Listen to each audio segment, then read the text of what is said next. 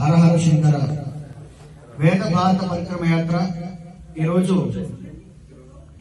जम्मू काश्मीर त्रिलोकपूर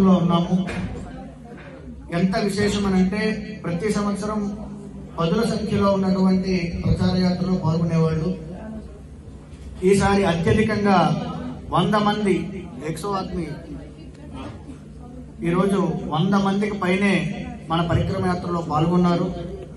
వచ్చే సంవత్సరం అత్యంత వైభవంగా 1000 మందితో ఈ పరిక్రమ యాత్ర జరగాలి, ఈ ప్రచార యాత్ర జరగాలి. ఎందుకంటే భారతదేశానికి అత్యంత ప్రధానమైనటువంటిది మన కాశ్మీర్ ప్రాంతం, జమ్మూ కాశ్మీర్.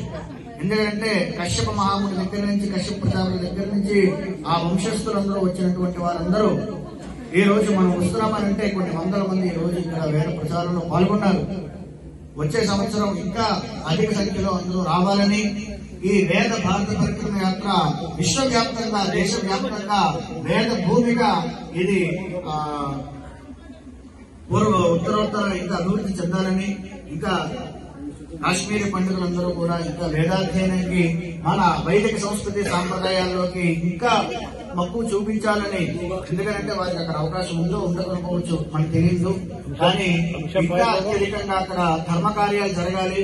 దానికి ఖచ్చితంగా మా వంతు కూడా మేము ప్రోత్సహిస్తాం. మేము కూడా మా వంతుగా మేము వచ్చి వాళ్ళతో పాల్గొంటాము. ఖచ్చితంగా ఈ ఆదిశంకరుల యొక్క తత్వాన్ని తెలుసుకొని భవిష్యత్ తరాల్లో అత్యధికంగా వేద పండితులు ఇక్కడ తయారవ్వాలని కోరుకుంటూ జై జయశంకర, హర హర శంకర, జై జయశంకర, జై జయశంకర.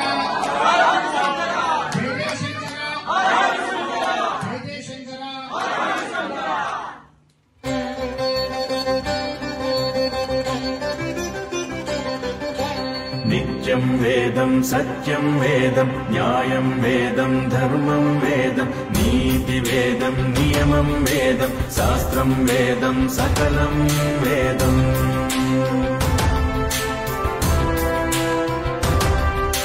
కల్పాల కాలం గడచిపోయినా సాంకేతిక రంగం ఎంత ఎదిగినా నాగరికతలెన్నో పుట్టుకొచ్చినా మన పూర్వుల తపస్సు వేదము.